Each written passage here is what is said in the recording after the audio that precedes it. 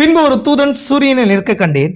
அவன் வானத்தின் மத்தியில பறக்கிற சகல பறவைகளையும் பார்த்து, நீங்கள் ராஜாக்களின் மாம்சத்தையும் சேனை தலைவர்களின் மாம்சத்தையும் பலவான்களின் மாம்சத்தையும் குதிரைகளின் மாம்சத்தையும் அவைகள் மேல் ஏறி இருக்கிறவர்களின் மாம்சத்தையும் சுயாதீனர் அடிமைகள் சிறியோர் பெரியோர் இவர்களுடைய மாம்சத்தையும் பட்சிக்கும்படிக்கு மகாதேவன் கொடுக்கும் விருந்துக்கு கூடி வாருங்கள் என்று மிகுந்த சத்தமிட்டு கூப்பிட்டார். பின்பு மிருகமும் பூமியின் ராஜாக்களும் அவனுடைய சேனைகளும் பூமியின் மேல் ஏறி இருக்கிறவரோடும் அவனுடைய சேனைகளோடும் யுத்தம் பண்ணும்படிக்கு கூடி வர கண்டேன். அப்பொழுது மிருகம் பிடிக்கப்பட்டது. மிருகத்துக்கு முன்பாக செய்த அற்புதங்களால் அதன் முத்திரையை தரித்துக் கொள்ளவர்களையும் அதன் சொரூபத்தை வணங்கினவர்களையும் மோசம் போக்கின கள்ள தீர்க்கதரிசியும் பிடிக்கப்பட்டான். இருவரும் கந்தகம் எரிகிற அக்கினி கடலிலே உயிரோடு தள்ளப்பட்டார்கள். மற்றவர்கள் குதிரையின் மேல் ஏரியினருடைய வாயிலிருந்து புறப்படுகிற பட்டயத்தால் கொல்லப்பட்டார்கள். அவருடைய மாம்சத்தினால் பறவைகள் யாவும் திருப்தி அடைந்தன. ஆமென். வாசிக்கப்பட்ட வேத பாகங்களோடு கூட கர்த்தர் தம்மை ஆசீர்வாதத்தை கூட்டுவாராக. நம் ஜெபம் செய்யும்படி தலைகளை தாழ்த்துவோம். கிருபை நிறைந்த எங்கள் பரலோக பிதாவே, இந்த ஆசீர்வதிக்கப்பட்ட நல்ல நாளுக்காய் கூட நன்றி. இந்த நாள்ல மீண்டும் ஒரு நம்முடைய வார்த்தையை குறித்து தியானிக்கும்படிக்கு நாங்கள் வந்திருக்கிறோம். இந்த நாள்ல மீண்டுமாய் இந்த இடத்துல இந்த விருந்துக்குள்ள நாங்கள் பங்கு பெறாதவர்களா இருக்கும்படிக்கே நாங்கள் வந்திருக்கிறோம் ஐயா. நாங்கள் முதல் விருந்துல அப்ப அந்த மணவாளனோட மணவாட்டியா ராஜா அந்த காணக்கூடாத அளவுக்குள்ள தூரத்துல ராஜா இருக்கிற அந்த மேஜையில நாங்கள் புசிக்கும்படிக்கு நாங்கள் வந்திருக்கிறோம். ஆவிக்குரிய விதத்துல அந்த விருந்தை இந்த செய்திகளை புசித்து கொண்டிருக்கிறோம். அப்பா நாங்கள் ஃபுல் ஸ்கொயர் மீல நாங்கள் புசித்து கொண்டிருக்கிறோம். அது 7 சீல்ஸ் ரெவலேஷனா இருக்குது. இதை புறக்கணிக்கிறவர்களுக்கு நியாய தீர்ப்பு இருக்குது ராஜா. அப்பா மாம்சத்தின் நிச்சை கண்களின் நிச்சை ஜீவனத்தின் பெருமையினால அந்த விருந்தை புறக்கணித்தவர்களை கத்தாவே நியாயத்திருக்கிறீர். அதற்காகவே 2வது விருந்து பறவைகளுக்கு கத்தாவே வைக்கப்பட்டிருக்கிறது. நாங்களோ ராஜா நாங்கள் கிருபை பெற்றவர்களாய் வழியோரங்களையும் கத்தாவே வழி சந்திகளிலும் இருந்த கூட்டமாய் இருக்கிற எங்களை செய்தியாளனை அனுப்பி இந்த நேரத்தை உள்ள கொண்டு வந்திருக்கிறீர். இந்த நாள்ல நீ பேச போகிற காரியங்களுக்காய் நன்றி ராஜா. இந்த விருந்தை அப்பாவுடைய சரீரத்தை இந்த நாள்ல புசித்து ஜீவனுடைய கிருபலிங்க. அப்பா நீர் சிருஷ்டிகர், இந்த நாள்ல மாறாதவர். அப்பாவுடைய டிவைன்லி அட்மாஸ்பியரை இந்த இடத்துல சிருஷ்டிங்க. எங்களை நாங்கள் தரமிட்டுமா தாழ்த்துக்கிறோம். அவிசுவாசத்தின் நிழல்கள் சந்தேகங்கள் அப்பா கனநித்திரை நாவிங்கள் பலவீனங்கள் எல்லாவற்றையும் எடுத்து போடுங்க. அப்பா அடியேனை நீர் அபிஷேகிங்க. எல்லாக்கிற அசுத்தத்தின் தன்மைகளை எடுத்து போட்டு நீர் பேசுங்க. அப்பா நாங்கள் கேட்கிறோம். பலப்படுத்துங்க, ஆசீர்வதிங்க. தோற்றத்தை மாற்றிக்கொண்டு அபிஷேக வல்லமையினால் நிரப்பி அப்பா ஒவ்வொரு நாவுகளையும் ராஜா ஆமையினால நிரப்புங்க ராஜா. பலப்படுத்துங்க, பெரிய காரியம் செய்யுங்க. இயேசு கிறிஸ்துவின் பரிசுத்த நாமத்திலே ஆமென். அப்படியே உட்காரலாம்.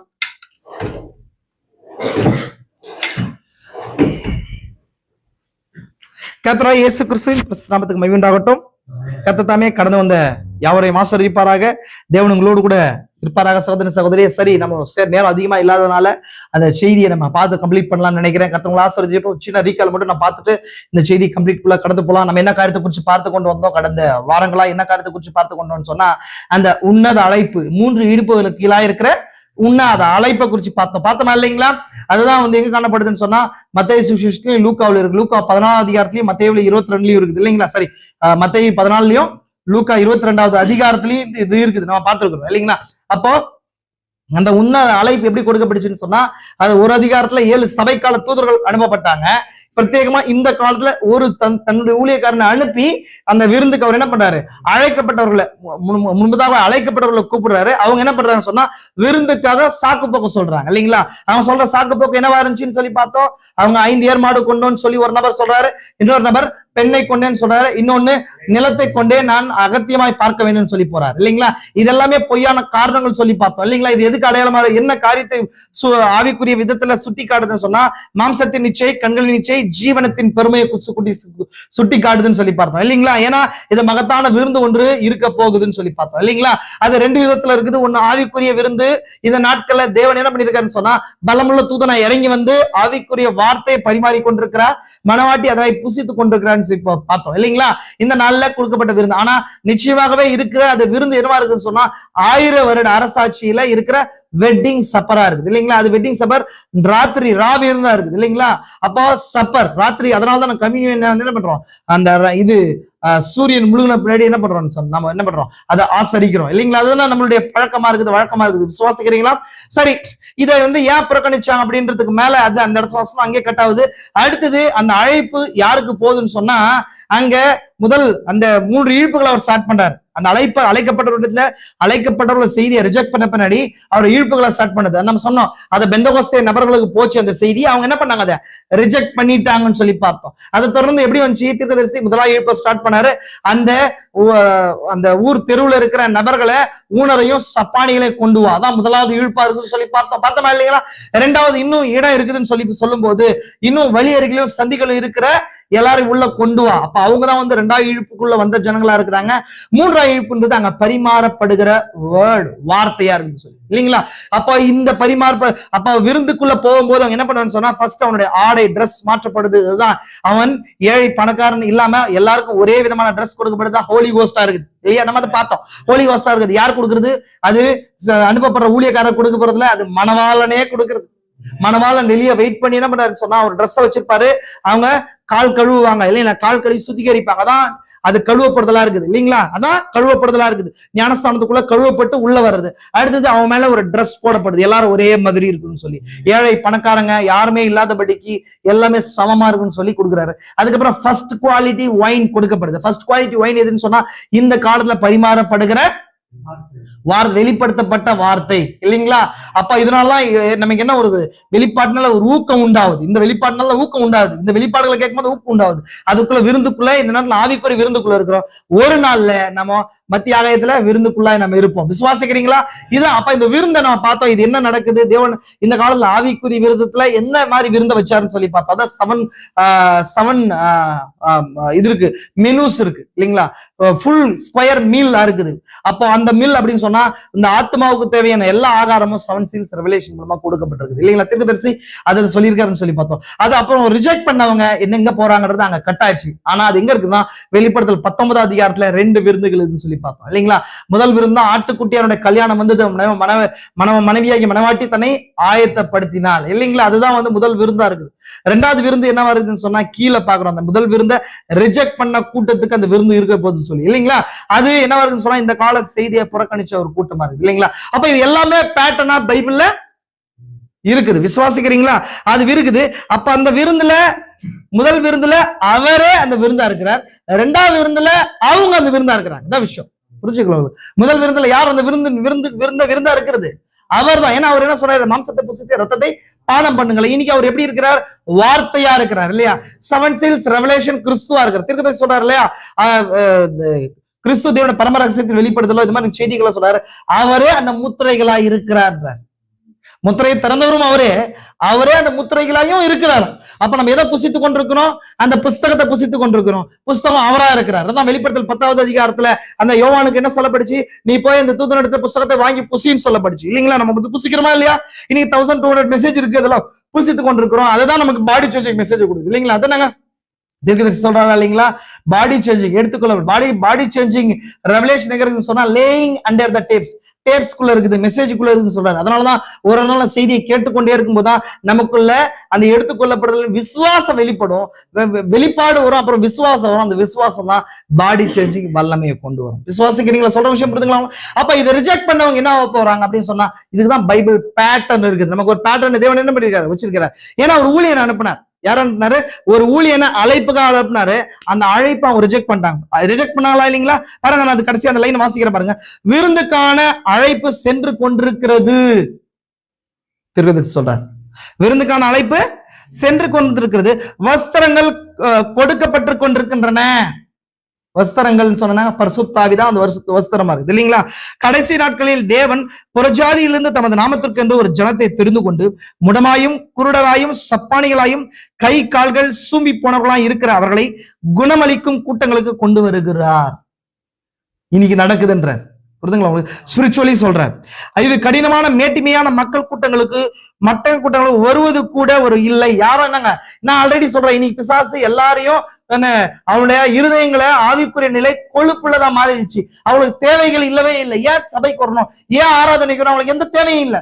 பிசாசு என்ன பண்ணான்னு சொன்னா, ஒரு வியாதிக்கோ வேதனைக்கோ ஏதாவது தொல்லைகளுக்கோ அநேக விதமான சொல்யூஷன் இந்த பூமியில வச்சுட்டான். இன்னைக்கு ஒரு பிரச்சனை, ஒரே ஒரு சின்ன தலைவலி ஏதோ பிரச்சனைன்னு சொன்னா ஏகப்பட்ட ஹாஸ்பிட்டல் இருக்கு. தடிக்குள்ள ஹாஸ்பிட்டல். ஒரு மனுஷன் வந்து ஊழியக்காரன் நோக்கி வருவானா, அவன் தொடர்ந்து வரும்போது 100 ஹாஸ்பிட்டல் இருக்கு, அதுக்குள்ள போவானா? அப்ப பிசாசு என்ன பண்ணா இந்த காலத்துல அதிகமா அதை ஏற்படுத்துறதே எதுக்குன்னு சொன்னா, அவனை தேவனை நம்பி வாழக்கூடாதபடிக்கு அதாவது உலகத்தை நம்பி வாழுகிறதுக்காக வச்சிருக்கிறான் இல்லைங்களா? அப்ப இன்னைக்கு இன்னொரு விஷயத்த புரிஞ்சுக்கோங்க, அந்த காலத்துல ஆகாரம் இல்ல, சாப்பிடறதுக்கு ஆகாரம் கிடையாது இல்லைங்களா? அப்ப அந்த ஆகாரம் இல்ல. பைபிள்ல சொல்றவங்க காரியத்தை சொல்றவங்களுக்கு குவாரண்டைன் ஒரு நாள்ல நினைச்சு பைபிள் குவாரண்டைன்ல இருந்துச்சுங்களா? எங்க சொல்லப்படுது? எலியா நாட்கள்ல ஆகாரமே இல்லாதபடிக்கு எல்லாம் வீட்டுல அந்த கொள்ளை நோயில எல்லாத்துலயுமே பாதிக்கப்பட்டு வீட்டுல ஒடுங்கி இருந்தாங்க. மீன்ஸ் கொள்ளை நோயின்னு சொல்லக்கூடாது, அங்க ஆகாரம் இல்லாதபடிக்கு வீட்டுல ஒடுங்கி இருந்தாங்க இல்லைங்களா? அப்போ அதே மாதிரி குவாரண்டைன் ஏற்படும்போது இங்க ஃபாஸ்ட் ஃபுட் வந்துருச்சு. என்ன வந்துருச்சு? ஃபாஸ்ட் ஃபுட் வந்துட்டு தேவனை நம்பி வாழ்றதுக்கு பதிலா ஸ்போக்கன் வேர்ட் மேனிஃபெஸ்டேஷன் மூலமா வாழ்றதுக்கு பதிலா எல்லா தேவைகளும் பிசாசு இன்னைக்கு பூர்த்தி பண்றானா இல்லையா? அப்ப தேவனுக்கு பெற்றுக்கொள்ள வேண்டிய காரியத்தை மனுஷன் தேவையில்லாதபடி பிசாசு டைவர்ட் பண்றான் இல்லைங்களா? அப்போ ஏதாவது ஒரு பண பிரச்சனை இருக்கும்போது அவன் அதை ஜபிக்கிறதுக்கு பதிலாக என்ன பண்றான்னு சொன்னா, அநேக பேங்க்ஸ் நீ பண பிரச்சனையை குறித்து பேசி கொண்டிருந்தீங்களா, உங்க போன் வருது, சார் உங்களுக்கு எலிஜிபிலிட்டி லோன்ஸ் இருக்குதுன்னு சொல்லி போன்ஸ் வருது. காரணம் என்னன்னு சொன்னா, உங்க தேவையை நான் பூர்த்தி பண்ணணும்னு சொல்லி தேவன் பக்கம் ஜனங்களை திருப்பாதபடிக்கு இப்படி திருப்பும்படிக்கு எல்லா காரியம் பிசாசு வச்சிருக்கிறான். அப்படின்னா அந்த முதல் விருந்துல வரக்கூடாததுக்கு என்னவோ அந்த வேலையெல்லாம் பிசாசு என்ன பண்ணிருக்கான்? சொல்றது புரியுதுங்களா உங்களுக்கு? அப்போ இந்த விருந்து வராதபடிக்கு ரெண்டாவது விருந்துல இன்னைக்கு எல்லாருமே போய் பங்கு கொள்றாங்க. வார்த்தை பிசைய கூட வராதபடிக்கு எல்லாம் ரெண்டாவது விருந்துல என்ன பண்றாங்க சொன்னா, காரணங்களை சொல்லி, அவன் முதல் விருந்துல காரணங்கள் கண்கள் நிச்சயம், மாம்சத்தின் நிச்சயம், ஜீவனத்தின் பெருமையை சொல்லி காரணங்களை சொல்லி உள்ள போறாங்க. புரிஞ்சுக்கலாம்? அப்ப இந்த பேட்டர்ன் எங்க இருக்குது பிரதர்? பேட்டர்ன் எங்க இருக்குது? அதை குறிச்சு பாக்குறோம் நம்ம. பாருங்க, சாக்கு போக்கு சொல்றாங்க. என்ன சொல்றாங்க பாருங்க, அவர்கள் வேறொரு சைவன் நான் கல்யாண விருந்தை பற்றி இங்க கூறி பிரசங்கித்தேன். எப்படி ஒரு பெரிய விருந்தை ஆயத்தம் பண்ணினான், இந்த மனிதரை எல்லாம் விருந்துக்கு அழைத்தான். அது கீழே பாருங்க, நான் வரமாட்டேன், எங்கள் கோட்பாடுகளை பாழாக்கி விடும் என்றான். நான் வர முடியாது, ஒரு மனைவியை வியாகம் செய்தேன், அவர்கள் என்னை போக அனுமதிக்கவில்லை. இங்க தீர்க்கதரிசிக்கான சரியான எக்ஸ்பிளனேஷன் சொல்றாரு. அந்த திருமண மேரேஜ் பண்ணான்னு சொன்னா, அந்த மேரேஜ் யார மேரேஜ் பண்ணான்னு சொன்னா, ஒரு ஸ்தாபனத்தை அவன் மேரேஜ் பண்ணிருக்கானா இல்லைங்களா? நான் பெண்ணை மேரேஜ் பண்ணிருக்கேன்னு அர்த்தம். அவன் ஒரு ஸ்தாபன சபையை மேரேஜ் பண்ணிருக்கிறதுனால இந்த செய்திக்கு வரமாட்டான். சொல்றாரு பாருங்க, நான் ஒரு சபையை விவாகம் செய்து கொண்டிருக்கிறேன். என் தாயார் மெத்தோடிஸ்ட், பேப்டிஸ்ட், கத்தோலிக்க சபையை கத்தோலிக்கர், அதனால் நான் பொறுத்துக் கொள்ள முடியாது, அதனால இந்த செய்திக்கு வர முடியாது. செய்தி கரெக்ட் தான், எனக்கு தெரியும். எனக்கு ஒரு சகோதரன் நல்லா க்ளோஸா தெரியும். அவர் பல வருஷமா எனக்கு செய்தி கேட்டுதான் இருக்கிறார். இந்த செய்தி எல்லாம் கரெக்ட், ஞானஸ்தானம் கரெக்ட்னு சொல்லி ஞானஸ்தானத்து கிட்ட வரைக்கும் வந்தார். ஆனாலும் பார்த்தா என்ன காரணம் சொன்னா, இதுதான் காரணம். அவர் ஒரு சபையை மேரேஜ் பண்ணியிருக்காரு. அவர் ஒரு சபையை என்ன பண்ணிருக்காரு? மேரேஜ் பண்ணிருக்காரு. ஞானஸ்தானம் கரெக்ட், ஞானஸ்தானம் கிட்ட வரைக்கும் வராரு. ஆனா ஞானஸ்தானம் என்ன பண்ணல, பெற்றுக்கொள்ளவே இல்லை. காரணம் என்னன்னு சொன்னா, அவர் என்ன பண்ணிருக்காரு? இந்த விருந்துக்குள்ள வரமாட்டார், விருந்து சாலைக்குள்ள வரமாட்டார். ஃபர்ஸ்ட் கழுவப்பட்டு பரிசுத்தாவின் அபிஷேகம் அந்த ஷால் போடுறதுக்குள்ள வரமாட்டார். காரணம் என்ன பிரதர்? நான் என்ன பண்ணிருக்கேன்? நான் கல்யாணம் பண்ணிருக்கேன், நான் என்ன பண்ணிருக்கேன்? ஒரு பெண்ணை கொண்டிருக்கிறேன்னு சொல்லி சொல்றாரு. இன்னொரு சிலர் எனக்கு தெரியும், அவங்க என்ன பண்றாங்கன்னு சொன்னா, பினான்சியலான காரியங்களுக்காக நான் ஏர்மாடு கொண்டிருக்கிறேன் பிரதர், நான் லேண்ட கொண்டிருக்கிறேன் பிரதர் அப்படின்னு சொல்லி காரணங்கள் காட்டி என்ன பண்றாங்க? வார்த்தை இந்த விருந்தை புசிக்கிறது தடை செய்யறாங்க. அதான் தீர்க்கதரிசிக்கு சொல்றாரு பாருங்க, கல்யாண விருந்தில் பங்கு கொள்ள மறுக்கிறீர்கள். பாருங்க, ஆக வீடுகளில் சென்று வேசிகளையும் குடிகாரரையும் யாரும் அகப்படாமலும் பலவந்தம் பண்ணி அழைத்து வாருங்களா சொன்ன. இந்த செய்தி உங்க விருப்பத்துக்கு வந்தது கிடையாது, அவருடைய விருப்பத்துக்குள்ள கொண்டு போடுது. ஆல்ரெடி சொல்லியிருக்கேன் உங்களுக்கு ஆல்ரெடி. ஏன்னா கிருபையினால் வந்த செய்தி இல்லைங்களா? தலைக்கல் வரும்போது கிருபை உண்டாவதாக. அப்ப தலைக்கல் செய்தி வரும்போது அது ஃபுல்லி கிரேஸா இருக்குது. ராப்சரிங் டிபெண்டிங் அப்பான் த கிரேஸ், எடுத்துக்கொள்ளப்படுதல்ன்றது என்னுடைய கிரியையை சார்ந்தது அல்ல, முழுக்க முற்றிலுமா ஏதோ எதை சார்ந்தது? அது கிருபையை சார்ந்ததா இருக்குது. விசுவாசிக்கிறீங்களா? அப்போ இங்க பாருங்க என்ன சொல்லப்படுதுன்னு சொன்னா, விருந்து ஆயத்தமாகி விட்டது, இங்க யார வரலாம். அப்போ அந்த விருந்துக்குள்ள நம்ம இருக்கிறோமா இல்லையா? அடுத்தது, இந்த விருந்தை ரிஜெக்ட் பண்ணவர்களுக்கு என்ன காணப்படுது, இதான் நம்ம பார்த்து கொண்டோம். அடுத்து அந்த அடுத்த லைனுக்குள்ள பாருங்க. அடுத்து பாருங்க, அடுத்த லைனுக்குள்ள போலாம் பாருங்க.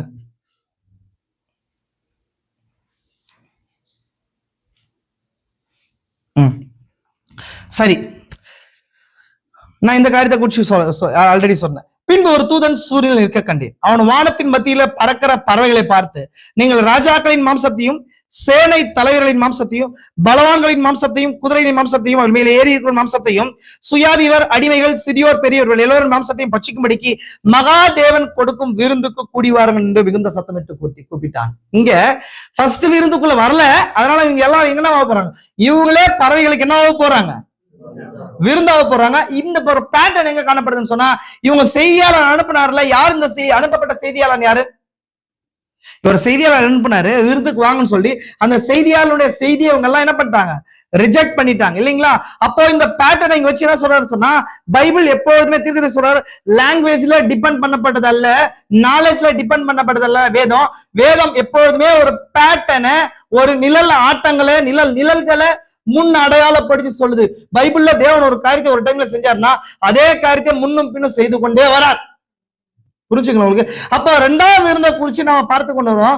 ரெண்டாவது விருந்துக்கான பேட்டர்ன் பைபிள்ல எங்க இருக்குதுன்னு சொல்லி நீங்க பாத்தீங்க சொன்னா இங்கதான் நான் வாசிக்கிற பாருங்க. இப்ப ரெண்டாவது விருந்துல பங்கு கொள்றவங்க பாருங்க, நாம என்ன காரணத்துல பங்கு கொள்றான்னு சொல்லி வெளிப்படுத்தல் 19 சொல்லுது, மிருகத்தின் முத்திரைக்குள்ள போனவங்க. எதுக்குள்ள போனவங்க? கரெக்டுங்களா? நம்ம பார்த்தோம் மிருகத்தின் முத்திரை. நீங்கள் இது கீழே பாருங்க, பின்பு அது கீழே முக்கியமான விஷயம், அப்பொழுது மிருகம் பிடிக்கப்பட்டது, மிருகத்துக்கு முன்பாக செய்த அற்புதங்களால் அதன் முத்திரையை தரித்தவர்களையும் அதன் சொரூபத்தை வணங்கினவர்களையும் மோசம் போக்கின கள்ளத்தீர்க்கதரிசி பிடிக்கப்பட்டான். அது கீழே பாருங்க, மற்றவர்கள் குதிரையின் மேல் ஏறினவருடைய வாயிலிருந்து புறப்பட்ட பட்டயத்தால் கொல்லப்பட்டார்கள், அவருடைய வாய் அவருடைய மாம்சத்தினால் பறவைகள் யாவும் திருப்தி அடைந்தன. அப்போ இந்த ரெண்டாவது விருந்துக்கு போனதுக்கான காரணம் என்ன? அவங்க எதுக்குள்ள இருக்கிறாங்க? மிருகத்தின் முத்திரைக்குள்ள இருக்கிறதுனால்தான், அவங்க மிருகத்தால பைண்ட் கட்டப்பட்டிருக்கிறதுனால தான். அங்க நாம பார்த்த 3 விஷயம் சொல்றேன் நான், நல்லா கவனிங்க. இங்கே 3 காரியத்தை காட்டுறேன். ஒண்ணு, அவன் மிருகத்தை கொண்டிருக்கிறாங்க. ரெண்டாவது, அந்த ஸ்திரியை மேரேஜ் பண்ணிக்கிறாங்க. பூமியை ஆளுகை அவங்களுக்குள்ள இருக்குது. 3 விஷயம். அந்த விருந்துலயும் அவங்க சொன்ன காரணம் 3 காரணம். முதல் காரணம் என்னவா இருந்துச்சு? நான் ஒரு பெண்ணை, ரோமன் கத்தோலிக்க சபை இது. ரெண்டாவது, நாங்க ஏறு மாடு கொண்டிருக்கிறோம், மிருகம் எங்களுக்கு இருக்குது இல்லைங்களா? அப்ப ரெண்டாவது, இங்க இருக்கிற ஒரு மிருகம் இருக்கு, இங்க பேட்டர்ன் ஒரு மிருகம் இருக்குது, இந்த மிருகத்தினால் கட்டப்பட்டிருக்கிறாங்க. மூன்றாவது, பூமியை ஆளுகிறதுக்கான அதிகாரத்தை அவங்க பெற்றுக்கொண்டிருக்கிறாங்க பூமிக்குள்ள இன்னைக்கு. அப்ப அப்படி இருக்கும்போது இதுக்குள்ள அவங்க மிருகத்தின் முத்திரையை தரித்து கொண்டிருக்கிறாங்க.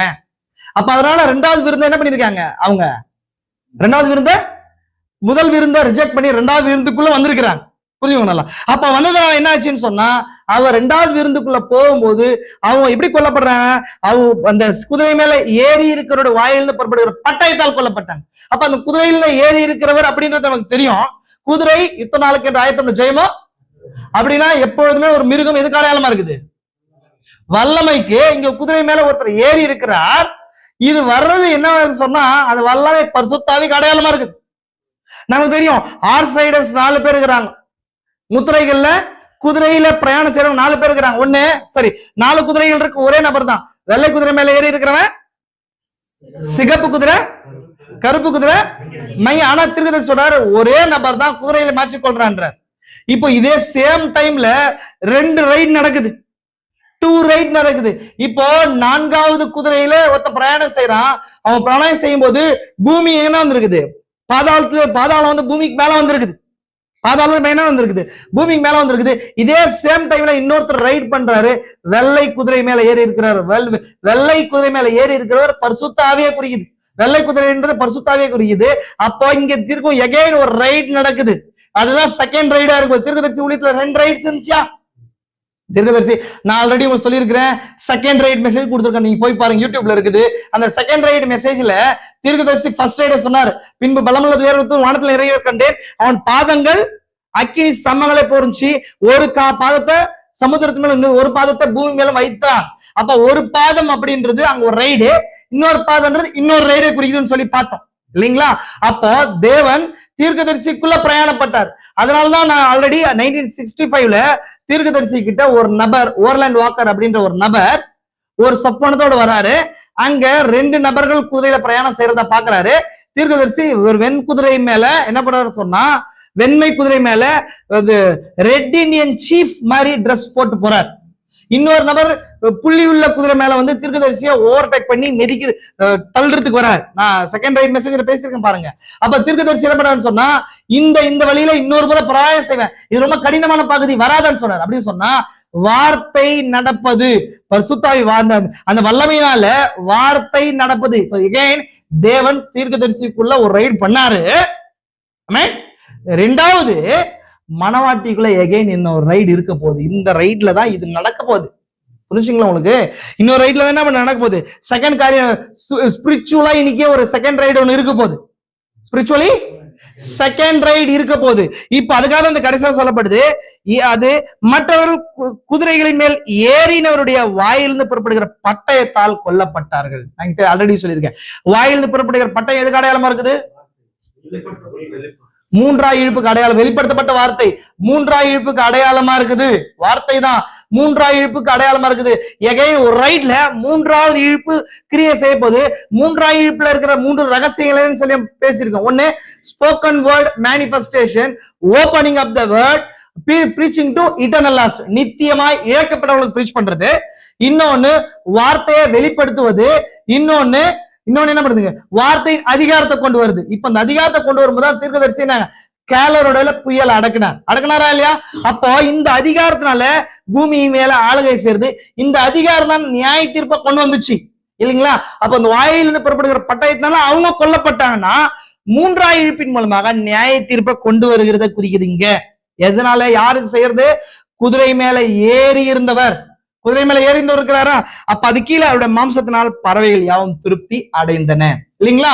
அப்ப அந்த வெளிப்படுத்தப்பட்ட வார்த்தை தான் அவங்களை எல்லாரும் என்ன பண்ண போதுங்க. இப்ப நான் சொல்றேன் இல்லைங்களா, படிக்கும்போது இந்த சினிமால பாக்குற மாதிரி வாயிலிருந்து கத்தி போய் எல்லாரும் கொள்றது கிடையாது. அது இல்ல அர்த்தம். குதிரை வந்தோடனே குதிரையில அவர் வராரு அப்படின்றது கிடையாது. குதிரைன்றது எதை குறிக்குதுன்னு சொல்லி சொன்னேன், பரிசுத்தாவி. என் குதிரை பரிசுத்தாவியா குறிக்குது. அத மேல மனவாட்டி ரைட் பண்ணுவா இல்லைங்களா? இப்ப தீர்க்கதரிசி ஒரு ரைட் நடந்துச்சு. எகைன் திரும்ப ஆயிரோட சாட்சியில இறங்கும் போது மணவாளனும் மணவாட்டியும் வருவாங்க. புரிஞ்சுங்களா உங்களுக்கு? அப்போ இது கடைசியா நடக்க போற ஒரு காரியம். அவருடைய மாம்சத்தினால் பறவைகளாகவும் திருப்தி அடைந்தன. இது எகைன் பறவைகளுக்கு ஆகாரமா போடுற ஒரு காரியம் பைபிள்ல ஆல்ரெடி நடந்திருக்கு. எங்க காலத்துல? எலியாவின் நாட்கள்ல நடந்திருக்கு. எலியாவின் நாட்கள்ல எலியா ஒரு அழைப்பை இஸ்ரேல் ஜனங்கள் மேல கொண்டு போனாரா இல்லையா? கொண்டு போனாரா இல்லைங்களாங்க? பாருங்க, வாசிக்கிற பாருங்க. கர்த்தருடைய வார்த்தை திஸ்பினா எலியாவுக்கு உண்டாயிற்று. அவன் நீ எழுந்த சமாரியாவில் இருக்கிற இஸ்ரவேலின் ராஜாவாய் ஆகாபை சந்திக்கும்படி போ. அவன் நாபோத்தின் திராட்சை தோட்டத்தை சொந்தமாய் எடுத்துக்கொள்ள அங்கே போயிருக்கிறான். நீ போய் அவனை பார்த்து நீ கொலை செய்து எடுத்துக்கொண்டதும் இல்லையோ என்று கர்த்தர் சொல்லுகிறார். நாய்கள் நாபோத்தின் ரத்தத்தை நக்கின ஸ்தலத்திலே உன்னுடைய ரத்தத்தையும் நாய்கள் நக்கும் என்று கர்த்தர் சொல்லுகிறார் என்று சொன்னான். அப்பொழுது ஆகாப் எலியாவை நோக்கி, என் பகஞ்சனே, என்னை கண்டுபிடித்தாயா என்றான். அதற்கு, நான் கண்டுபிடித்தேன். கர்த்தரின் பார்வைக்கு பொல்லாப்பானதை செய்ய நீ உன்னை விற்று போட்டாய் சொல்லிடுறது. கீழே சொல்றாரு பாருங்க. நீ எனக்கு கோபம் உண்டாக்கி இஸ்ரவேலை பாவம் செய்ய பண்ணின நிமித்தம் உன்னுடைய குடும்பத்தை நேபாத்தின் குமாரனாகிய எரபயாவின் குடும்பத்துக்கும் அகியாவின் குடும்பனாகிய பாஷாவின் குடும்பத்துக்கும் சமமாக்குவேன் என்றார். அது கீழே பாருங்க. எசபேலை குறித்து கர்த்தர், நாய்கள் எசபேலை இஸ்ரவேலின் மதில் அருகே தின்னும். ஆகாபின் சததியிலே பட்டணத்தில் சாகிறவனை நாய்களும் வெளியிலே சாய்கிறவனை ஆகாயத்து பறவைகள் தின்னும் என்றான். இது எந்த காலத்துல நடந்துச்சு? எலியாவின் நாட்கள். தீர்க்கதரிசி சொல்றாரு, எலியாவின் நாட்கள் இந்த கால லவோதிக்கேயாவுக்கு அடையாளமா இருக்குதுன்றார். என்னங்க, நல்ல கவனிங்க. பழைய ஏற்பாட்டிலே சபை காலம் 7 சபை காலங்கள் இருக்குது. பழைய ஏற்பாட்டில எவ்வளவு இருக்குதுங்க? 7 சபை காலங்கள் இருக்கு. நான் ஆல்ரெடி ஒரு டைம் மெசேஜ் எடுத்தேன், ஏன் திரும்ப அந்த மெசேஜ் எடுக்கிறேன். பழைய ஏற்பாட்டுல தீர்க்கதரிசி சொல்றாரு, எலியாவை எதுக்கு இந்த எலியாவுக்கு பொறுத்துறாருன்னா, அந்த எலியாவின் காலம் இந்த லவோதிக்கேயாவுக்கு அடையாளமா இருக்குது. புரிஞ்சா இல்லைங்களா? கவனிக்கிறீங்களா? அப்போ ஏதோ ஒரு எண்ட்ல எபேஸ் சபை காலம் ஸ்டார்ட் ஆயிருக்கணும். ஏதோ ஒரு எண்ட்ல ஸ்டார்ட் ஆயிருக்கணும். எபேஸ் சபை காலம் ஸ்டார்ட் ஆயிருக்கணும். எபேஸ் சபை காலம் முழுமையான சபை காலம் இல்லைங்களா? கரெக்டான சபை காலம். அந்த எபேஸ் சபை காலம் தான் சாலமோனுடைய காலம். ராஜாக்களுடைய காலத்துல இந்த 7 சபை காலம் காணப்படுது. ராஜாக்கள் காலம் ஸ்டார்ட் ஆச்சா இல்லைங்களா? அந்த காலத்துல முழு வார்த்தை பிரசங்கிக்கப்பட்டுச்சா இல்லைங்களா? தேவன் என்னங்க அக்கினி சமமா இறங்கி வந்தாரா இல்லைங்களா? பெந்தகோஸ்தே நாள்ல இறங்கி வந்த மாதிரி. நான் அதுக்குள்ள போகல, எக்ஸ்பிளனேஷன் போகல. நான் அந்த எலியாவுடைய நாட்களை மட்டும் லவோதிக்கேயாவுக்கு பொருத்தி நான் இந்த காரியத்தை உங்களுக்கு காட்டுறேன். வேற எந்த காலத்துல இது காணப்படல. சென்ட்ரல் காணப்படுது. இந்த நாய்கள், ஆகாயத்து பறவைகள், ஃபவுல்ஸ் ஆஃப் தி ஏர், ஆகாயத்து பறவைகள் எதை சாப்பிடுது? வார்த்தையை, அந்த செய்தியாளருடைய பேச்சை கேட்காதவங்களுடைய குடும்பத்துடைய சரீரத்தை, மாம்சத்தை புசிக்கிறது. இது கரெக்டா? ஏன்னா இது லவோதிக்கேயா காலம். ஆல்ரெடி சொன்னேன். எலியா தீர்க்கதரிசி நீங்க செய்தியை படிச்சு பாருங்க. எலியாவுடைய நாட்கள் இந்த கால லவோதிக்கேயா காலமா இருக்குதுன்றார். அதுக்கு முன்பதாக நீங்க போனீங்க சொன்னா 7 சபை காலம் அங்க பேட்டர்னா இருக்கு. 7 சபை காலமும் அங்க பேட்டர்னா இருக்குது. அதே போல ஆதி ஆகமத்துல 7 சபை காலம் இருக்கு. அதே போல நியாயாதிபதிகள் காலத்துல 7 சபை காலம் இருக்கு. பைபிள்ல எல்லாமே முன்னும் பின்னும் பேட்டர்ன்ஸ் எல்லாமே புதுசா என்னங்க எந்த காரியமும் புதுசு கிடையாது, எல்லா பேட்டர்னா இருக்குது, நம்ம பார்த்திருக்கிறோம். அதே போல ஆதியாகமத்துல முத்திரைகள் 7 முத்திரைகள் இருக்கு, அதே போல எக்காலங்கள் இருக்கு. ஏமேன், விசுவாசிக்கிறீங்களா? சரி. அதே போல தானியேலில் 70 வாரங்கள் இருக்கு இல்லைங்களா? பழைய ஏற்பாட்டிலே 3 70 வாரங்கள் இருக்கு. எத்தனை 70 வாரம் இருக்குது? 70 வாரங்கள். எவ்வளவு 70 வாரம்? பழைய ஏற்பாட்டுல 70 வாரங்கள். 70 வாரம்ன்றது தானியேல் கொடுக்கப்படுறது கிடையாது. முன்பதாகவே தேவன் 70 வாரங்கள்ல யூதர்களுக்கு காரியங்களை செய்து கொண்டே வந்திருக்கிறார். புரிஞ்சுங்களா? அந்த காரியத்தை குறிச்சு நம்ம பார்த்திருக்கிறோம். நல்லா கவனிங்க. சரி, நம்ம இதுக்குள்ள போலாம். நம்ம பாருங்க, அப்போ என்ன நடக்குது அப்படின்னு சொன்னா, எலியாவுடைய நாட்கள்ல எலியா போய் செய்தியை சொல்றார். எலியாவுடைய செய்தி என்னன்னு சொன்னா, தகர்க்கப்பட்ட பலிபீடத்தை சப்பனை விடு அப்படின்னு சொன்னா, இஸ்ரேல் ஜனங்க தேவனுடைய வார்த்தையை மீறி போயிட்டாங்க. அந்த காலம் என்ன வருது? ஆகாப்பும் எசபேலும் ஆட்சி செய்த காலமா இருக்குது. ரோமன் கேத்தலிக்ஸும் அமெரிக்காவும் ஆட்சி செய்த காலமா இருக்குதா இல்லையா? அதே நேரத்துல யார் வந்தாங்க? எலியா தீர்க்கதரிசி வந்தாரா இல்லையா? புரிஞ்சா இல்லைங்களா? அது தீர்க்கதரிசி என்ன பண்றாரு சொன்னா, அன்னைக்கு பிசிக்கலா பொறுத்துறாரு. அந்த எசபேல வந்து ஆகாப் எசபேல என்ன பண்றாரு சொன்னா, கென்னடிக்கும் ஜாக்லின் கென்னடிக்கு பொறுத்துறாரு. கவனிங்க நல்லா. ஸ்பிரிச்சுவலி அமெரிக்காவும் புரோட்டஸ்டன்ட்டுக்கு பொறுத்துறாரு. அந்த காலத்துல வர்ற எலியா தீர்க்கதரிசியா இருக்கிறார். வில்லியம் மரியன் பிரனம் தீர்க்கதரிசியா இருக்கிறார். அவர் செய்தியை கொண்டு போகும்போது அமெரிக்கா ரிஜெக்ட் பண்ணுச்சு. கவனிங்க நல்லா, ரிஜெக்ட் பண்ணுச்சு. இப்போ அமெரிக்காவுக்கு என்ன எழுதப்படுச்சு? 1955 தீர்க்கதரிசி invasion of the United States message கொடுத்துட்டார். ஐக்கிய நாடுகள் மீதான படையெடுப்புன்ற செய்தியை கொடுத்துட்டார் தீர்க்கதரிசி. 1962 அப்புறம் அமெரிக்கா எழாதுன்னு சொல்லிட்டார் தீர்க்கதரிசி. 1962 தான் 2வது வர்டிகான் கவுன்சில் அமெரிக்கா என்னங்க நடந்துச்சு. செகண்ட் வர்டிகான் கவுன்சில் 62வது வருஷத்துல இருந்து தொடங்கி 65 வரைக்கும் நடந்துச்சு. எக்குமெனிக்கல் கவுன்சில் அப்படின்னு சொன்னா, அதுலதான் என்ன ஸ்டார்ட் ஆச்சு சொன்னா, WCC ஸ்டார்ட் ஆச்சு. அதுலதான் வந்து பொதுவாவே எக்குமெனிக்கல் கவுன்சில் ஏறக்குறைய ரோமன் கத்தோலிக்கர் சபை 325 இருந்து பிடிச்சி 1965 வரைக்கும் ஏறக்குறைய அவங்க சொல்றாங்க, முதல் எருசலேம் ஆலோசனை சங்கம் கூட படிச்சா இல்லையா? பைபிள்ல லூக்கா சுவிசேஷத்துல வாசிக்கிறீங்க. லூக்கா சுவிசேஷத்துல எருசலேம் ஆலோசனை சங்கம் கூட்டப்பட்டதுல அவங்க கணக்கு சொல்றது ஏறக்குறைய 41 42 கவுன்சில்ஸ் கூட கூடி இருக்குது. 1962 41வது ஐ திங்க், சரியா என்னுடைய ஞாபகம் சரியா இருக்குமானால் 42 41வது கவுன்சில் கூடி இருக்குது. இந்த கவுன்சில் கூடி என்ன பண்ணுவாங்க சொன்னா, சபைக்கு என்னென்னலாம் நன்மை பயக்குமோ அந்த காரியங்கள்லாம் ஆலோசிக்கணும்னு சொன்னாங்க. நல்லா இம்பார்ட்டன்ட் விஷயம். இப்படி கூடும்போது கிபி 325 நிசாயா கவுன்சில் கூடிச்சா இல்லையா? நல்லா, நிசாயா கவுன்சில் இன்னைக்கு இருக்கிற டர்க்கி துருக்கியில இஸ்தான்புல் அப்படின்ற இடத்துல அதான் நிசாயான்னு சொல்லப்படுது பைபிள்ல. இஸ்தான்புல்ல அப்போ எல்லாம் ஏறக்குறைய 1000 பேர் என்ன பண்றாங்க? ஒண்ணு கூடுறாங்க. பிஷப்ஸ் அன்னைக்கு வந்து போப்பு மார்க்கம் உருவாகி இருந்துச்சு. சபை தலைவர்கள்லாம் கூடி 2 விதமான கொள்கை இருந்துச்சு. ஒண்ணு ஏரியனிசம், இன்னொன்னு எத்தானியசம் சொல்லி. அது கான்ஸ்டான்டைன் என்ன பண்றாரு? ரோம் அரசனால கூட்டப்பட்டு அங்கதான் சபைக்கு என்ன வேணும்னு சொல்லி பரிசுத்தாவிய ஆலோசனை செய்யறதுக்கு பதிலாக ஜனங்கள் அறிவாளிகள் ஆலோசனை செஞ்சாங்க. அதான் எக்குமெனிக்கல் கவுன்சில். ஆக்சுவலி முதல் எக்குமெனிக்கல் கவுன்சில் தான். அதுக்கு முன்னாடி நடந்ததெல்லாம் உண்மையான சபை தலைவர்கள் தான். அதை எடுத்துக்க முடியாது. இங்கதான் என்ன ஆச்சுன்னு சொன்னா, இப்படி 1962 வருஷத்துல செகண்ட் வர்டிகான் கவுன்சில் கூடி அங்க அந்த சபையை கூடும்போது எல்லாருமே நம்ம ஐக்கியப்படணும், உலக அமைதிக்காக ஐக்கியப்படணும், அங்க சபையில ஒரு சில லிபரலிட்டி இருக்கணும் அப்படின்னு சொன்னா என்ன சொல்றதுன்னா தளர்வுகள் இருக்கணும், நம்ம சமமா எல்லாரும் உள்ள கொண்டு வரணும், சுவிசேஷத்தை சொல்லி உண்ட கொண்டு வரணும், புரோட்டஸ்டன்ட்களும் இவங்க ரோமன் கத்தோலிக்கர் ஒன்னாகணும்னு சொல்லி அங்க பேசுனாங்க. நீங்க செகண்ட் வர்டிகான் கவுன்சில் சொல்லி நெட்ல போட்டு பாருங்க. அங்க நிறைவேற்றப்பட்ட தீர்மானம் சொல்லி போட்டு பாருங்க. இப்ப ஒரு கவுன்சில் கூடுறாங்களா பிரதர்? எது கூடுவாங்க பிரதர்? கவனிங்க நல்லா.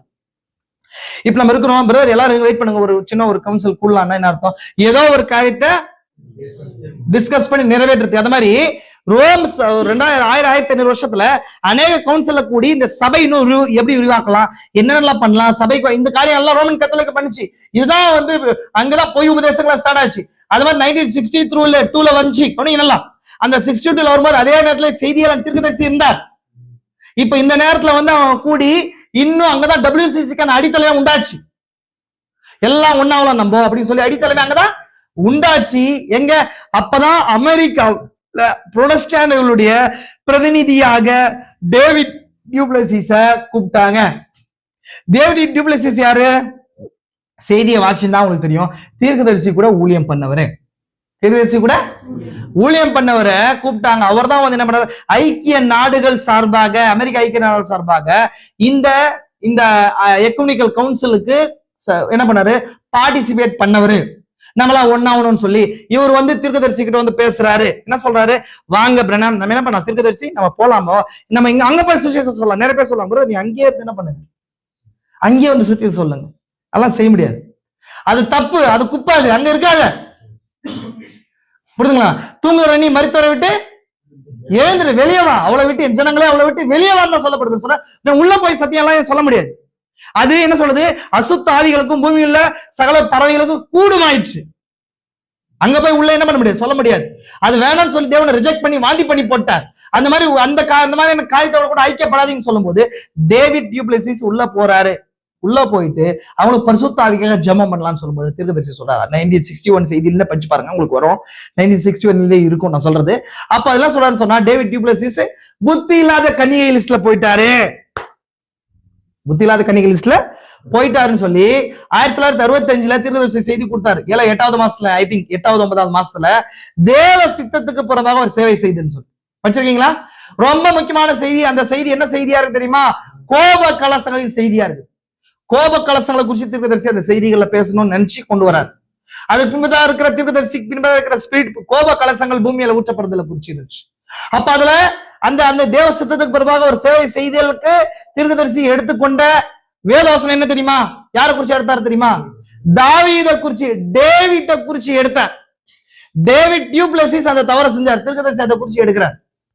தேவ சித்தத்துக்கு புறமாக அவருக்கு ஒரு சேவையை செய்யுது. இவங்கெல்லாம் நம்மளாம் ஒன்னாவலாம்னு சொல்லி ஒண்ணு கூடுறாங்க இல்லையா, அது தேவ சித்தமா நினைக்கிறாங்க. ஆனா இது தவறு, தேவத்துக்கு சித்தத்துக்கு புறமாக சேவை செய்யறதுன்னு சொல்லி தீர்க்கதரிசி சொல்றார்.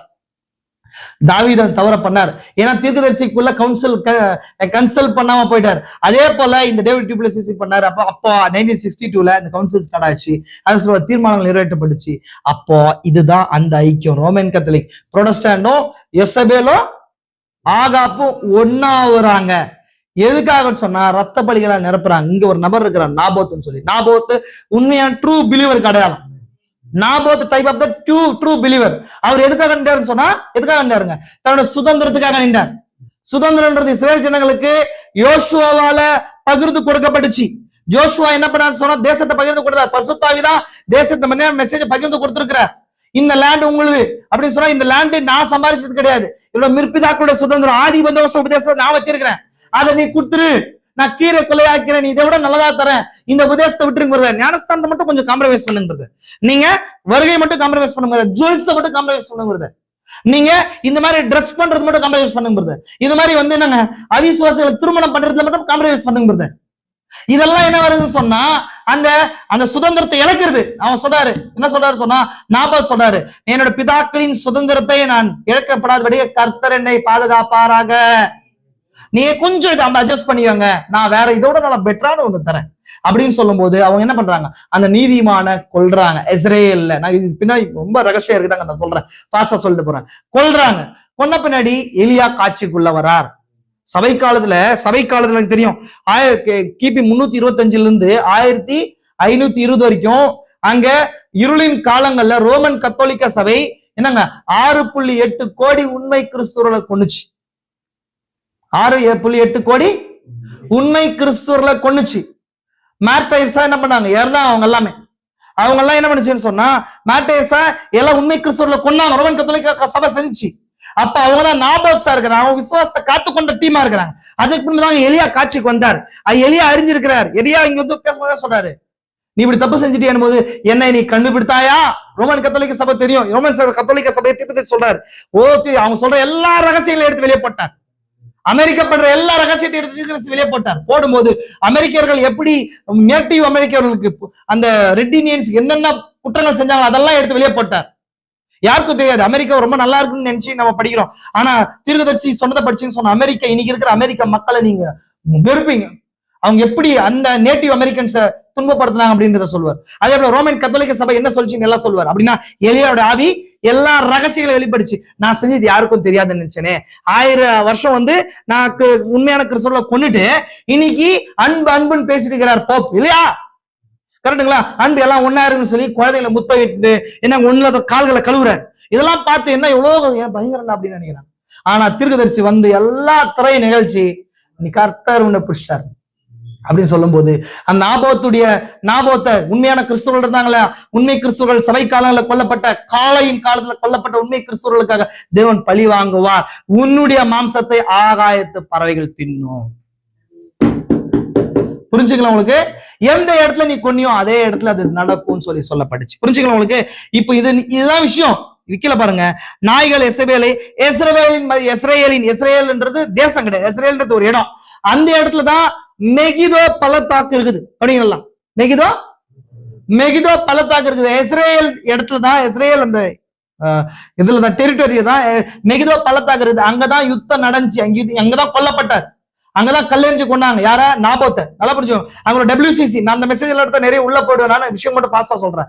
அவர் எஸ்எல் என்ன பண்றா? பிளான் பண்ணி ஆகாப்புக்கு சப்போர்ட்டா மூப்பர்களை ஏற்படுத்துறா. அதான் WCC ஏற்படுத்துறது. பொய் சாட்சிகளை ஏற்படுத்தி அவன் என்ன பண்றான்? முத்திரையை போடுறான் இல்லையா? முத்திரை போடுறது நாங்க மிருகத்தின் முத்திரைகளை கொண்டு வர்றது. ராஜாவோட முத்திரையை பெற்றுக் கொண்டிருக்கிறான். பெற்றை கொண்டு அவன் முத்திரையை போட்டு அனுப்புறான். இவன் வந்து ரூல்ஸ பாஸ் பண்றான் இல்லைங்களா? பாஸ் பண்ணி அந்த உண்மையான கிறிஸ்துவனை, உண்மையான விசுவாசிய கொண்டு போடுறா. பொய் சாட்சியை ஏற்படுத்தி கொண்டு போடுறா. சபை காலங்கள அது நடந்துச்சு. ஏங்க இங்க பாருங்க, நடக்க நீங்க. அப்போ எங்க நடக்குது அப்படின்னா இஸ்ரேல் இடத்துல. ஸ்பிரிச்சுவலா நீங்க பாத்தீங்க சொன்னா, இஸ்ரேல் லேண்ட பாத்தீங்கன்னு சொன்னா, இஸ்ரேல்ல தான் மெகிதோ பள்ளத்தாக்கு இருக்குது இல்லைங்களா? மெகிதோ பள்ளத்தாக்குல தான் லிட்ரலா அர்மெகிதோன் யுத்தம் நடக்கும். மெகிதோன்றதான் அர்மெகிதோன் இருக்கு இல்லையா? அந்த மெகிதோ பள்ளத்தாக்குல தான் அர்மெகிதோன் எதுக்காக நடக்க தெரியுமா உங்களுக்கு? யாருக்காக? அமெரிக்காவுக்காகவோ ரஷ்யாவுக்காகவோ உக்ரைனுக்காக நடக்காது. எதுக்காக நடக்குது? எருசலேமுக்காக, இஸ்ரேலுக்காக நடக்கிறது. கடைசி அங்கதான் நடக்கும். நம்ம விசுவாசிக்கிறோம். கடைசியா வந்து சகரியால சொல்லப்பட்ட ஒளிவுமலை பழக்கிற காட்சி அங்கதான் நடக்கும். ஒளிவுமலை பழக்கிற காட்சி அங்கதான் நடக்கும். அப்ப தேவன் அங்கதான் இறங்கி வர. அப்ப அந்த இடத்துலதான் இஸ்ரேல்ல நாபோத்தை கொன்ன இடத்துல லிட்டரலாவே அந்த இடமா தான் இருக்குது. இன்னும் சொல்லணும்னு சொன்னா, அப்ப அந்த அர்மெகதோன் யுத்தத்துல வந்து தேவன் என்ன பண்ணாரு சொன்னா, ஆகாப்பையும் எசபேலையும் கொண்டது போல அன்னைக்கு அமெரிக்கா தீர்க்கதரிசி பார்த்தாருல சொப்பனத்துல, கடைசி சொப்பனத்துல அமெரிக்கா புகை காடா இருக்கிறத பார்த்தேன். இடிபாடுகளை கீழே இருந்துச்சு. இன்னொன்னு ரோம் மேல என்ன ருஷ்யா என்ன பண்ணுச்சு? அணுகுண்டு போடுறத பாக்குறேன். அது கீழே பாத்தீங்கன்னு சொன்னா 10 கொம்புகளானவர்கள் அந்த வேசியை பகைத்து பாலும் நிறுவனாக்கி சுட்டெரித்து போடுவாங்க. இது ரோமுக்கும் அமெரிக்காவும் நடக்கிறது. ஆனா இத ஃபாலோ பண்றாங்க ஒரு டீம். அந்த டீம் தான் உரைக்கப்பட்ட வார்த்தையின் மூலமா, மனவாட்டியின் உரைக்கப்பட்ட வார்த்தையின் மூலமா கோப கலசங்கள் பூமியில் ஊற்றப்பட்டு ஆகாயத்து பறவைகளால கொல்லப்படுவாங்க. இங்க எசபேல் கொல்லப்பட்டது போல. இங்க பாருங்க, அந்த கீழே வாசிக்கிறேன் பாருங்க, 2 ராஜாக்கள் 9:7. நான் ஊழியக்காரன் தீர்க்கதரிசியின் ரத்தப்பலியை, கர்த்தருடைய சகல ஊழியக்கார ரத்தப்பலியும் எசபேலின் கையில் வாங்கும்படிக்கு உன் ஆண்டவனாகிய ஆகாப்பின் குடும்பத்தை அழித்து விட கடவா. யாரு? எகு அப்படின்ற படை தளபதிக்கு சொல்றது. எகுன்றது யாருன்னா ஆகாப்புடைய படை தளபதி. புரியுதுங்களா? எசபேலுடைய படை தளபதி தான் அவன். ஆனா தேவன் எலிசாவை அனுப்பி அபிஷேகம் பண்ண வைக்கிறார். எலிசா வந்து உங்களுக்கு தெரியும், காட்சியில தெரியும். எலியா வந்து ஆகாப்புக்கு எசபேலுக்கு விரோதமா பேசிடுறாரு. ஆனா எசபேல் என்ன பண்றான்னு சொன்னா, எலியாவை கொல்றதுக்கு ஆட்கள் அனுப்புறான். படிச்சிருப்பீங்க, அசாசின்ஸ் அனுப்புறான், கொலை பண்றவங்களை அனுப்புறான். எலியா வந்து தப்பிச்சு என்ன பண்றாருன்னு சொன்னா, போய் தேவனுடைய பர்வதத்துக்கிட்ட போய், ஆண்டவரே இஸ்ரேல் ஜனங்கள் உடைய உடன்படிக்கையை மீறிட்டாங்க, நான் ஒருவன் மாத்திரம் இருக்கிறேன்னு சொல்லும்போது தேவன் சொல்றாரு, நானும் சாக வேண்டும் சொல்லி நானும் இருக்கிறேன், என் பிதாக்களை காடு நல்லவன் அல்ல அப்படின்னு சொல்லும்போது, சரி எலியாவே நீ வந்துரு, நான் என்ன பண்ணு, நீ என்ன பண்ணு சொன்னா அபிஷேகத்தை மாற்றுன்னு சொல்லி 3 பேருக்கு அபிஷேகம் பண்ணப்படுறது நடக்குது. கரெக்டுங்களா? இவங்களுடைய அபிஷேகத்தை சாப்பாத்தின் குமார் ஆபேத் மெகலா ஊராகிய சாப்பாத்தின் குமாரன் எலிசாவை ஸ்தானத்துல தீர்க்கதரிசி அபிஷேகம் பண்ணு, எகுவ அபிஷேகம் பண்ணு, சீரியாவுடைய படைத்தலைவனாய் தலைப்பு ஆசைகள் அபிஷேகம் பண்ணு. சொல்லப்படுதா இல்லையா? அப்ப ஆசைகள் எகு விட்டவன ஆசைகள் கொள்ளுவான், ஆசைகள் விட்டவன எலிசா கொள்ளுவான். இதான் பேட்டர்ன். இது கடைசி நாட்கள நடக்க போற விஷயம். இங்க சொல்லப்படுற ஆசைகள்ன்றவன் தான் இந்த சீரியான்றவன் தான் ரஷ்யாவா இருக்கிறான். எகுன்றவன் தான் இந்த ரோமன் கத்தோலிக்க சபையில இந்த ஸ்திரீக்கு 10 கொம்புகள் இருந்துச்சு இல்லையா? அந்த மிருகத்து மேல் ஏறி இருக்க அந்த மிருகத்துக்கு எத்தனை கொம்பு இருந்துச்சு? 7 தலைகளும் 10 கொம்புகளும். நீ 17ஆம் அதிகாரத்துல வாட்சி பாருங்க. அந்த 10 கொம்புகளானவர்களே அந்த ஸ்திரீயை பகைத்து பாலும் நிர்வாணமாக்கி ஆளை சுட்டெரித்து போடுவாங்க. புரிஞ்சா உங்களுக்கு?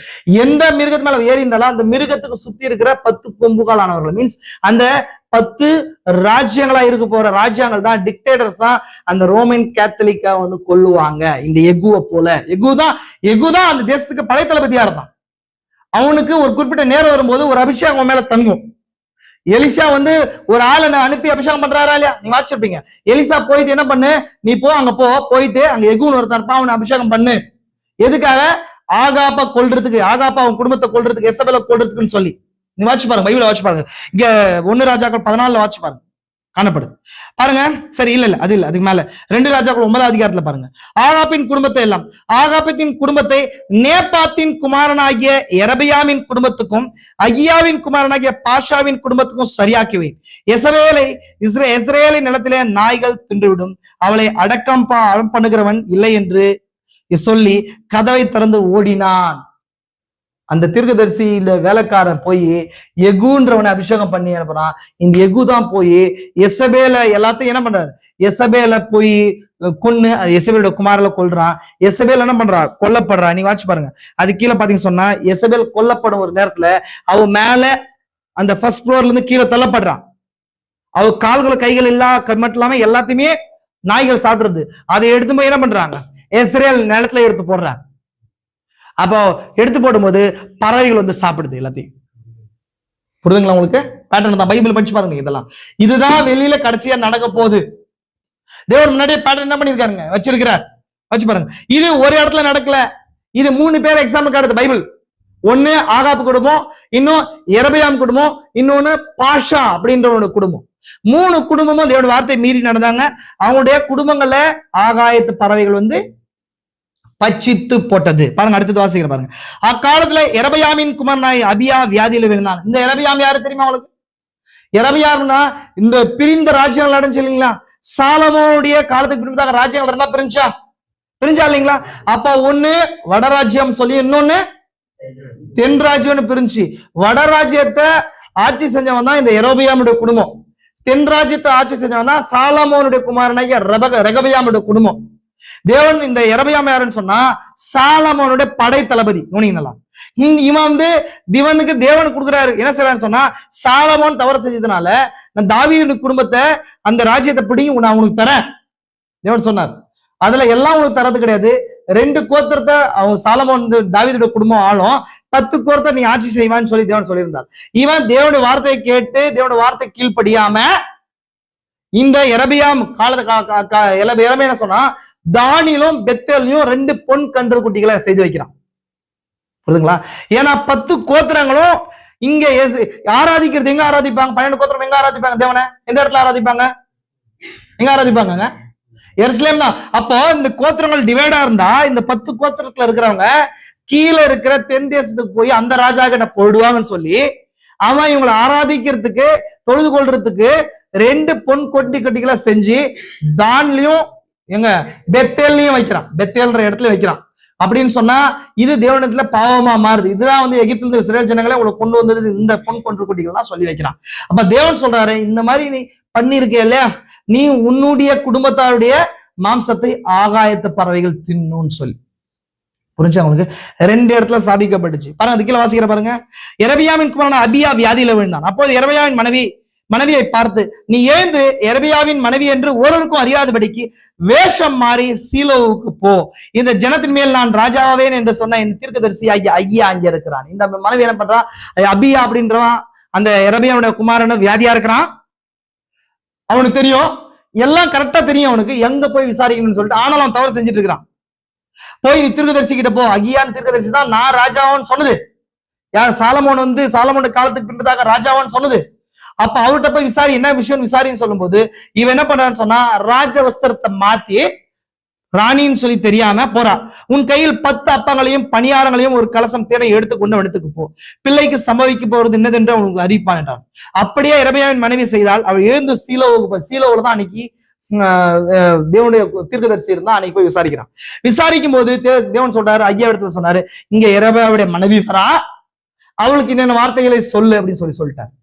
பாருங்க, இது கீழே பாருங்க. கர்த்தர். ஆகையால் கர்த்தர் ஐயாவிடத்தில், இதோ எரபியாவின் மனைவி வியாதியாய் இருக்கிற தன் குமாரனுக்காக உனக்கு ஒரு விசேஷம் கேட்க வருகிறாள். நீ அவளுக்கு என்னென்ன பிரகாரமாய் சொல்ல வேண்டும். அவன் உட்பிரவேசிக்கிற போது தன் அந்நிய ஸ்திரீயாக காண்பிப்பாள் என்றான். ஆகையால் வாசற்படிக்குள் பிரவேசிக்கிறவருடைய நடையின் சத்தத்தை ஐயா கேட்டவுடனே, எரபியாமின் மனைவியே உள்ளே வா, உனக்கு அந்நிய ஸ்திரீயாய் காண்பிக்கிறது என்ன? துக்க செய்தியை உனக்கு அறிவிக்க நான் அனுப்பப்பட்டேன். ஒரு தீர்க்கதரிசி செய்தியாளனுடைய வார்த்தை பாருங்க. நீ எப்படி வேஷம் மாறி, நான் அநேக ஒப்பு கொடுக்காத இருதயத்தோடு கூட ஒரு மனுஷன் தேவன சந்தானத்துக்கு வரும்போது தேவனுக்கு கிளியரா தெரியும், தீர்க்கதரிசி கிளியரா தெரியும், துக்க செய்தி தான் உனக்கு காத்திருக்குது, உள்ளே வா, உன் குமாரன் பிழைக்க மாட்டான் சொல்றாரு. கீழே வாசிக்கிற பாருங்க. நீ இப்போ எரபயாம் நோக்கி, இஸ்ரவேலின் தேவனாய கர்த்தர் சொல்லுகிறது என்றால், ஜனத்திலிருந்து உன்னை உயர்த்தி இஸ்ரவேலை என்னும் என் ஜனத்தின் மேல் அதிபதியாக வைத்தேன்.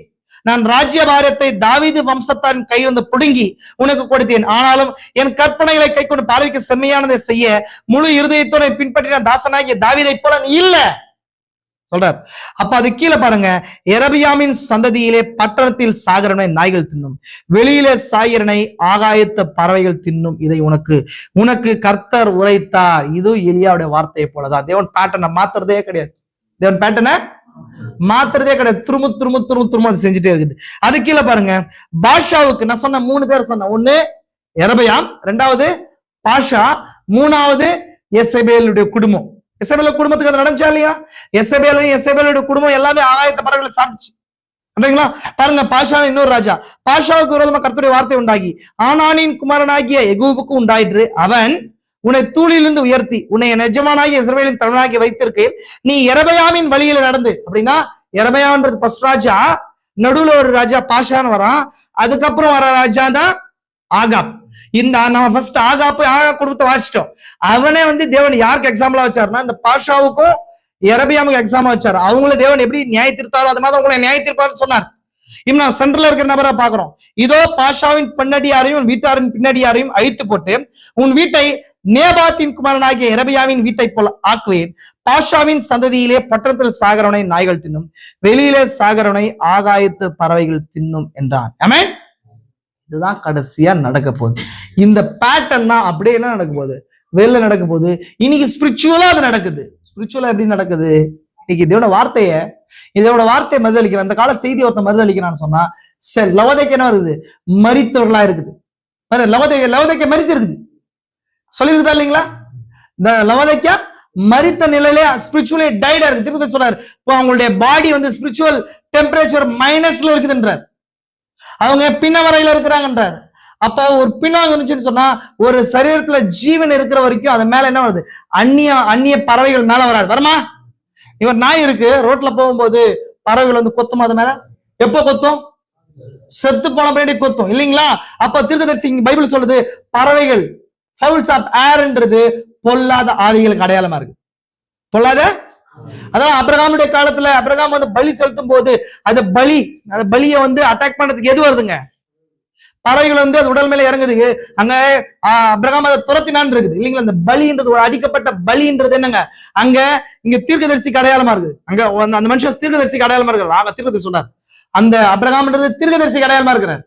அவர் தான் பலியை பாதுகாக்கிறார். அது மேல அசுத்த ஆவிகள் வராதபதிக்கு பாதுகாக்கிறார். உடன்படிக்கை அடையாளமா இருக்குது.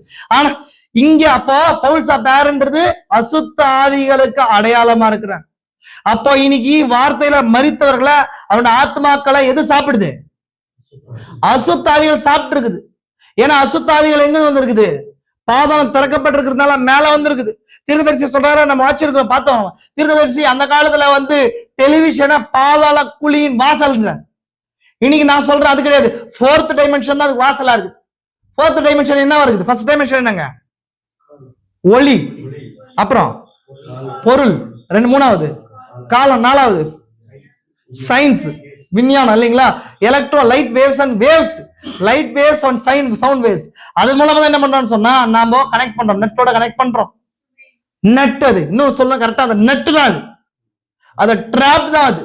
அதுல சிக்கி என்னங்க பிசாசு என்ன பண்ணான்னு சொன்னா, பாதாளத்துல இருக்கிற எல்லா தீர்க்கதரிசி 14 வயசுல பார்த்தாருல, பாதாளத்துல அந்த வர்ணம் பூசி கொண்டிருக்கிற அந்த பெண்களுடைய கண்களை பாக்குறாரு இல்லையா 14 வயசுல? அதுக்கு அதே போல அதை லிட்டரலா பூமி மேல 53 வயசுல பாக்குறாரு, 54 வயசுல பாக்குறாரு. 1963 வருஷத்துல தீர்க்கதரிசி பாக்குறாரா இல்லையா? ஜேசி பண்ணி ஸ்டோர்ல பாக்குறாரா இல்லையா? ஜேசி போனி ஸ்டோருக்கு போகும்போது, தீர்க்கதரிசி பார்க்கும்போது, எஸ்கலேட்டர்ல மேல எழுந்து வரும்போது அநேக பெண்கள், வெவ்வேறு தேசங்கள் இருக்கிற ஃப்ரெண்ட்ஷிப் பெண்களும் மற்ற பெண்களும் கண்களை மையிட்டு கொண்டு அவனோட ட்ரெஸ் எல்லாம் வேற மாதிரி வேற மாதிரியான ஆடைகளை அணிந்து கொண்ட பெண்களை பாக்குறாரு. இது எங்கேயோ பார்த்த மாதிரி தீர்க்கதரிசி தர்ஷனத்துல போன மாதிரி இருக்குது. இப்பொழுது காவல் ஆத்மாக்கள் செய்தியில படிச்சு பாருங்க. அவர் 14 வயசுல அங்க பாதாளத்துல பார்த்த அதே பெண்களோட உருவங்கள் தான் அங்க தெரியுது.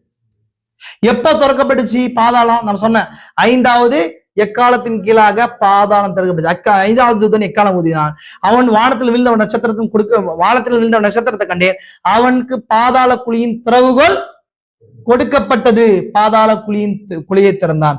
அப்போ அந்த பாதாள குழியிலிருந்து இந்த சூளையும் புகையும் எல்லாம் மேல வந்துச்சு. அதுக்கப்புறம் பாத்தீங்க சொன்ன வெட்டி கிளிகள் போல உருவங்கள் வந்துச்சு. அதுதான் நீங்க ஆவிகளா என்ன பண்ணுது? அதெல்லாம் ஆவி டிமன்ஸ், சூப்பர் நேச்சுரல் டெவில்ஸ் திருக்கதை சொல்றாரு. அது என்ன பண்ணுது சொன்னா, அந்த பாதாளத்துல பார்த்த அந்த மாதிரியான ஆவிகள் இன்னைக்கு பெண்களுக்குள்ள வந்ததுனாலதான் அந்த மாதிரி ட்ரெஸ் எல்லாம் பண்ணிக்கிறாங்க. அவங்க பொய்யான அபிஷேகத்தை பொய்யின் ஆவினாலையும் திருக்கதை சொல்றாரு விக்கிற அந்த மாதிரி பெண்கள் ட்ரெஸ் பண்றாங்க இல்லையா? நான் கடினமான வார்த்தையை 2 வார்த்தையை சொல்ல, திருக்கதரிசி வார்த்தையை சொல்றேன். அவங்க வேசித்தனத்தின் ஆவியினால அபிஷேகம் பண்ணப்பட்டிருக்கிறாங்கன்றார்.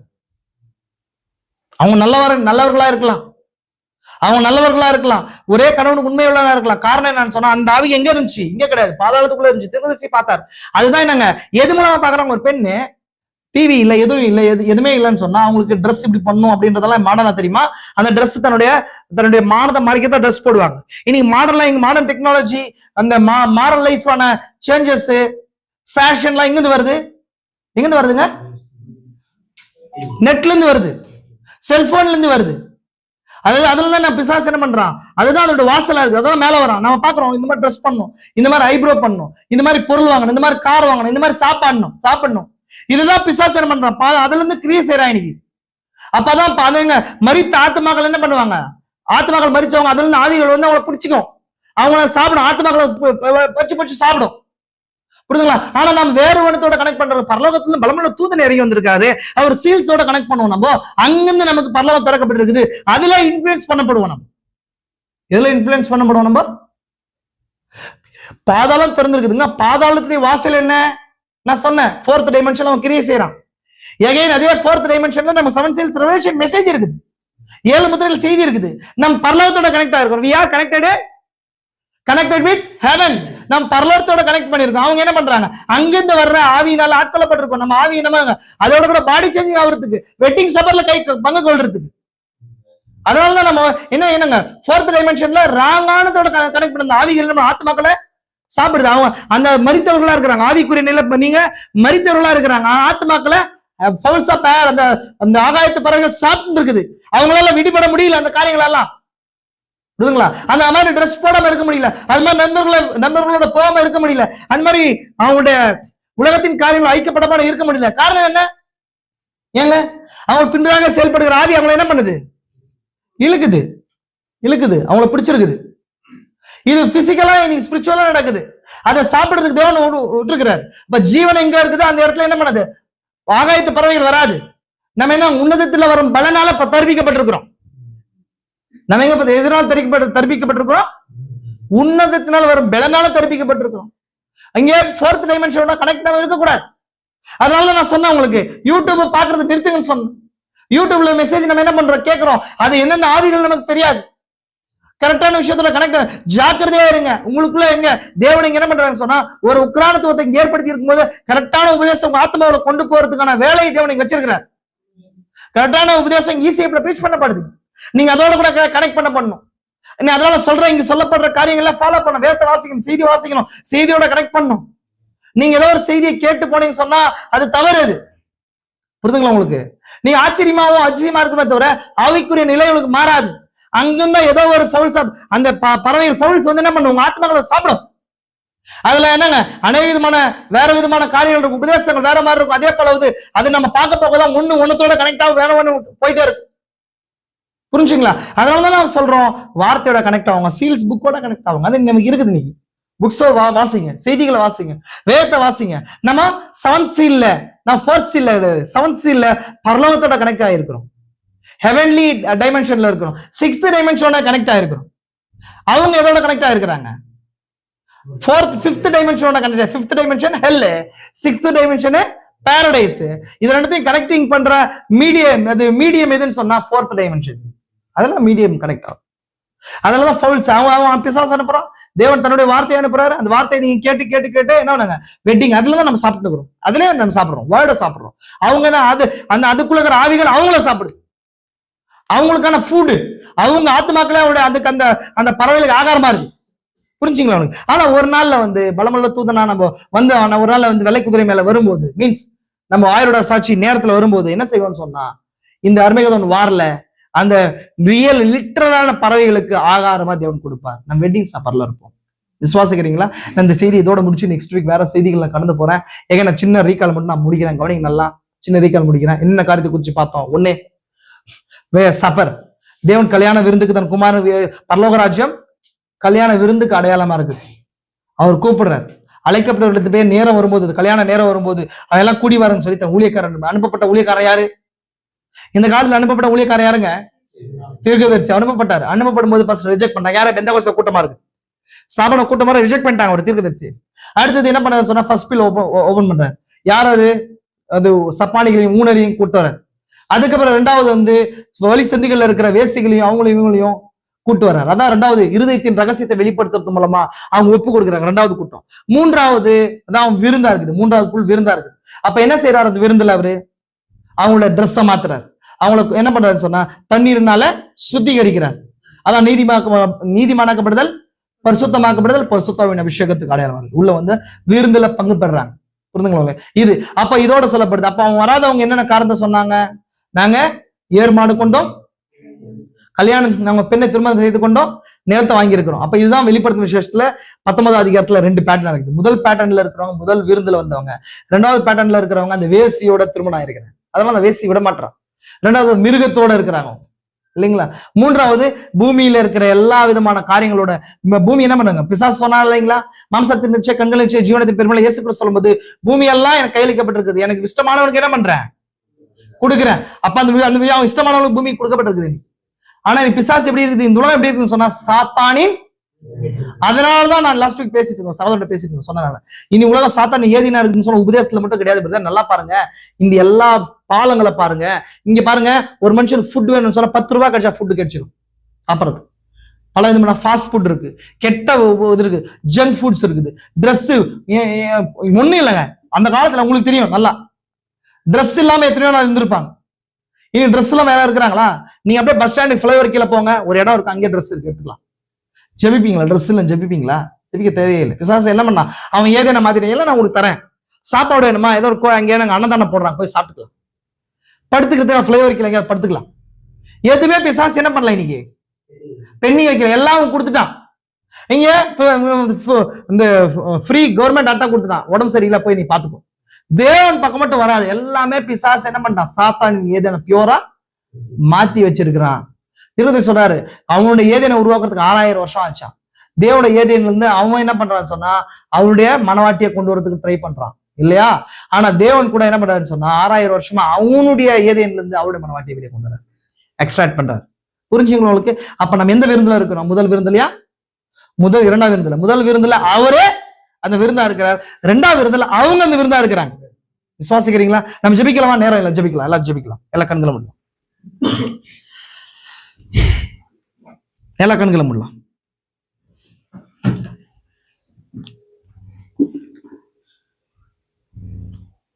எல்லா கண்களும் முடி இருக்கிறதான வேலையில யோகப்பட்டவர்கள் யாரோ ஏதோ ஒருவர், அதனால கேட்கப்பட்ட செய்திகளுக்காய் ஜெபிக்கும்படியா நான் கேட்டுக்கொள்கிறேன். யோகப்பட்டவர்கள் யாரேனும் ஒருவர் இந்த விருந்துல பங்கு கொண்டு, இன்னைக்கு ஃபுல் ஸ்கொயர் மீல் கொடுக்கப்பட்டிருக்கிறது, அதுல பங்கு கொண்டிருக்கிறோம். ஃபுல் மெசேஜா இது இருக்குது. ஆத்மா வளர்ச்சி அடைகிறதுக்கு தேவையான காரியங்கள் எல்லாம் இந்த செய்தியில் இருக்கு சகோதர சகோதரி. எனவே சகோதரி சகோதரி, தயவு செஞ்சு இதில் நான் பங்கு கொண்டு, இன்னும் ஒருவேளை நான் இந்த உலகத்தின் காரியங்கள் நான் இருக்கிறேன், இந்த விருந்துக்குள்ள நான் வரலன்னு சொன்னா, நான் இழக்கப்பட்டு போய் ஆகாயத்து பறவைகளுக்கு ஆகாரமாய் போகிற நிலை காணப்படும். எனவே ஒப்பு கொடுக்கறதான வேலையில யாரோ சகோதரர்கள் யாராவது ஒருவர் ஜெபிங்க.